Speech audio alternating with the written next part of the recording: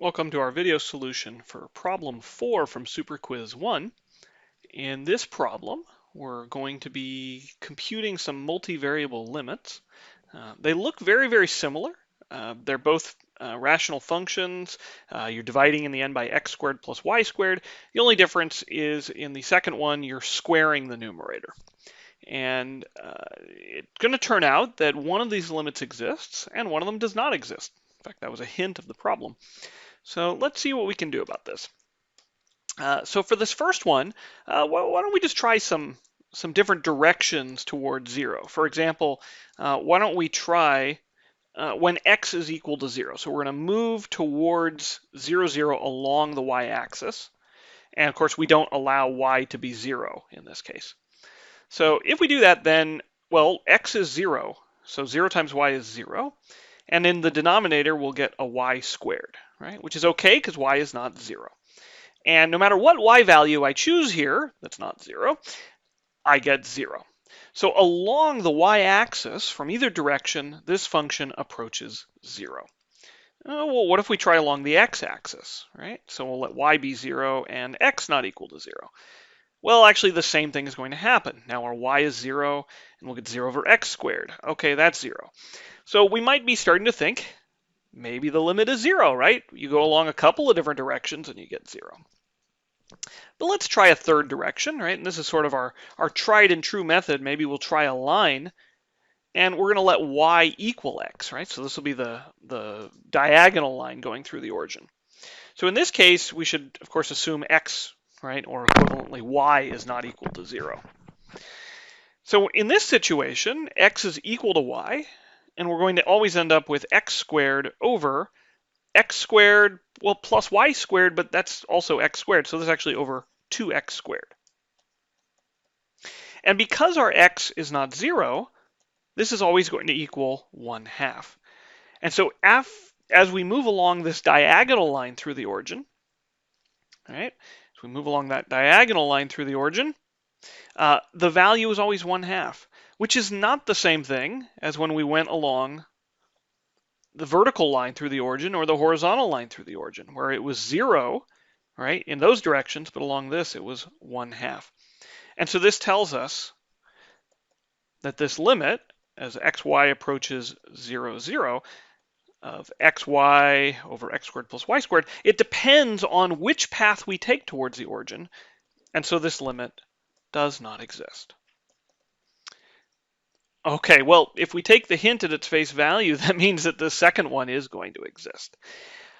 All right, well, how are we going to show that? Well, first, let me point out, right, if you didn't have this hint, right, you probably would want to be doing the same things, right? We would check along, say, the x-axis, the y-axis, and again, we'd be getting 0. If we check along the line y equals x, well, now we'd end up with an x squared, which would be x to the 4th over 2x squared, which is actually going to end up being, all right, x squared over 2, and that does go to 0 as x goes to 0. So using the y equals x line isn't going to give you anything new. At that point, you might suspect that the limit exists, although you don't know it yet. All right, well, we're going to try to prove it, and we're going to prove it by going into polar coordinates. Okay, so I've done a video or two where we talk about that, and I'll put a link in the description for it. So let's see what happens when we switch to polar coordinates. Our x becomes r cosine of theta. Our y becomes r sine of theta. And as you guys will see in those other videos, I just abbreviate this as RC and RS. And then the other really important one is that x squared plus y squared is going to equal r squared, which you can get from what we wrote here anyway, but it's so useful that we just remember that.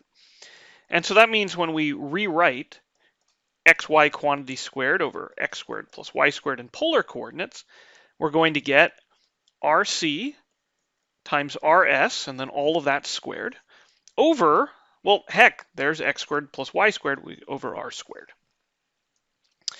Okay, so if we distribute this exponent, let's see, we have two r's already, that's r squared. Squared again, you get r to the 4th. And then we'll have c squared and s squared all over r squared. Now, since we're going to take a limit as xy goes to 0, 0. In polar coordinates, that means that our r should be going to 0, but not actually equaling 0. Which, because it's not equaling 0, we can cancel two of these r's, and we'll end up with r squared times c squared s squared. Okay, so again, here we're using r not equal to 0. Now, c squared times s squared is going to be a product of some numbers that lie between -1 and 1. Which means, so okay, we know that, I mean, we'll write that carefully, right? Our cosine, right, we know that's between -1 and 1. Our sine, that's also between -1 and 1. Of course, if we square everything, we don't have to worry about the negative ones, right? So c squared is going to be between 0 and 1. S squared is going to be between 0 and 1. And so their product is also going to be between 0 and 1. Okay?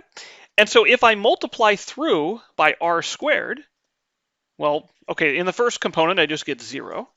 But I'll get r squared, c squared, s squared is less than or equal to r squared. And again, I'm trying to let this point xy go to 0, 0, which means I need the radius to be going to 0, right? The distance from the origin must be getting smaller. So r is going to 0. And as r goes to 0, so does r squared. And of course, as r goes to 0, well, the 0 function is 0. And so by the squeeze theorem,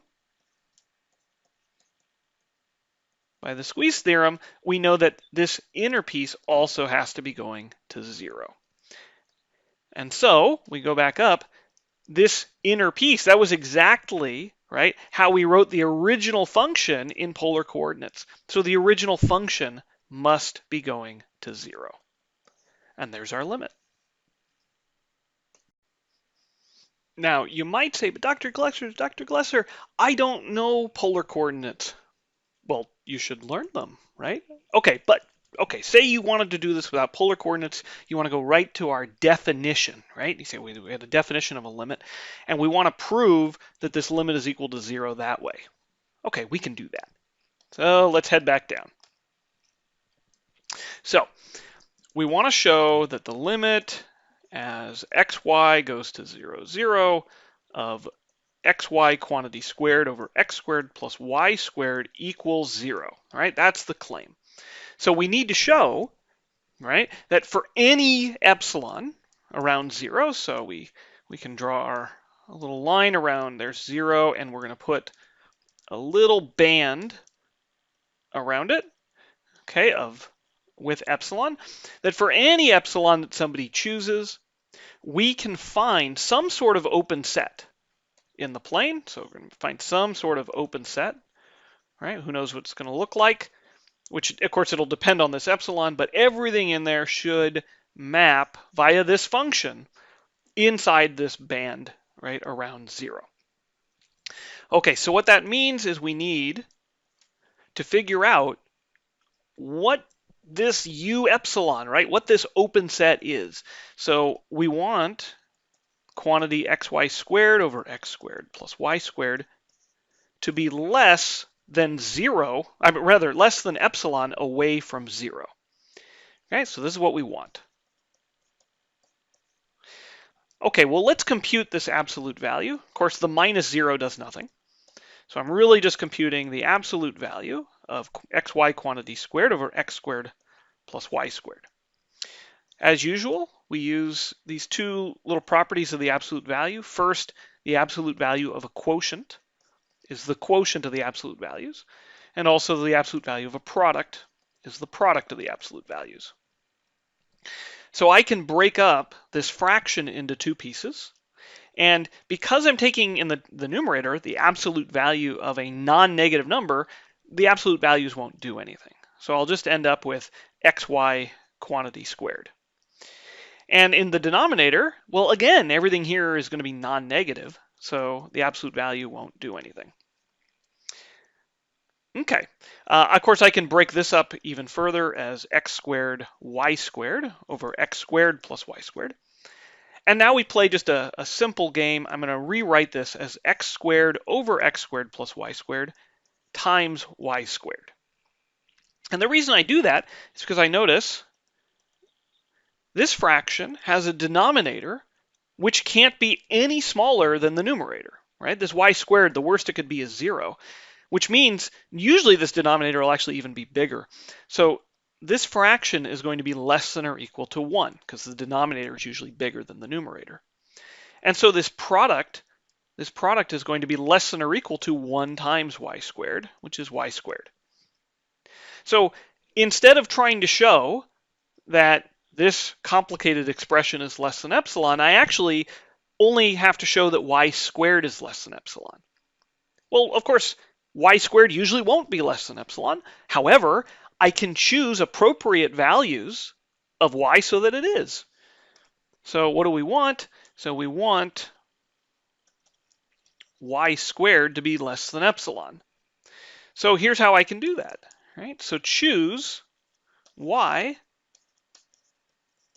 so that the absolute value of y is less than the square root of epsilon. Okay, so I'm basically taking the square root of both sides here, right? That's how I got this expression. Okay, remembering, of course, that if you take the square root of y squared, this is actually equal to the absolute value of y because y could be negative. Okay, so if I choose y so that the absolute value of y is less than epsilon, right, this would imply, well, now square both sides. Right? If you square both sides, the absolute value of y squared would be less than epsilon. But there's no difference between y squared and the absolute value of y squared. So this will imply that y squared is less than epsilon. Okay, so this is the key. Okay, so what is our set then? So we're going to choose our open set u epsilon to be all pairs x comma y, so that the absolute value of y is less than the square root of epsilon. Pictorially, if we draw here, there's the square root of epsilon and negative the square root of epsilon. We want y values whose absolute value lies in between root epsilon and negative root epsilon. So we're going to take all the stuff in here, right? The x value doesn't matter. And that will be our u sub epsilon. And what we prove is if you choose any point in this what's an infinitely long strip, right, but is bounded top and bottom, if you choose any point in there and you put it into our original function, then the output is going to be less than epsilon, right? Meaning the difference between your output and 0 will be less than epsilon. And therefore, we have concluded, as we had wanted, again, that this limit is equal to 0.